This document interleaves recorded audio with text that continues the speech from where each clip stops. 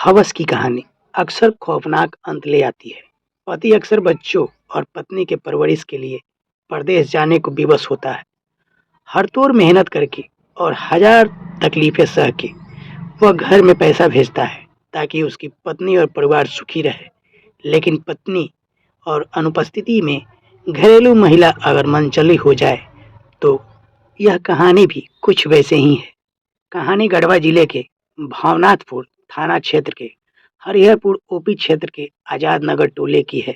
बीते 4 जून 2023 को रात्रि में अज्ञात व्यक्ति द्वारा महिला किरण देवी की कुल्हाड़ी से मारकर हत्या कर दी गई जब वह अपने घर के बाहर सो रही थी। हत्या की सूचना सोमवार की अलह सुबह पूरे क्षेत्र में आग की तरह फैल गई।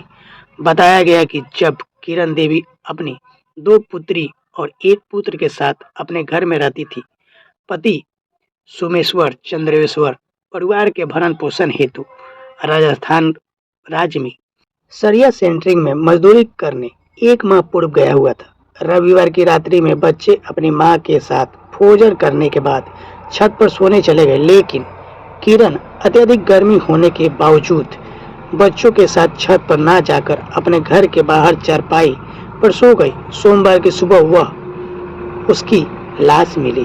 धारदार हथियार से उसका गला रेत दिया गया था। पुलिस के मुताबिक इस घटना के बाद पुलिस अधीक्षक गढ़वा के निर्देश पर श्री बंशीधर नगर एसडीपीओ के नेतृत्व में एक टीम का गठन किया गया। गठित टीम के द्वारा कांड के अभिभेदन हेतु विभिन्न बिंदुओं पर गहराई से छानबीन की गई। इसके उपरांत यह बात प्रकाश में आई कि मृतक किरण देवी का पूर्व में अपने पड़ोस में रहने वाले शादीशुदा मनोज रजवार के साथ पिछले 10 वर्षों से किरण का प्रेम प्रसंग चल रहा था, लेकिन किरण की हवस यही नहीं थमी। बाद में उसने मनोज रजवार के साथ गांव की ही अलग टोले की रहने वाले एक अन्य शादीशुदा व्यक्ति जयराम शर्मा से भी नाजायज संबंध कायम कर लिया।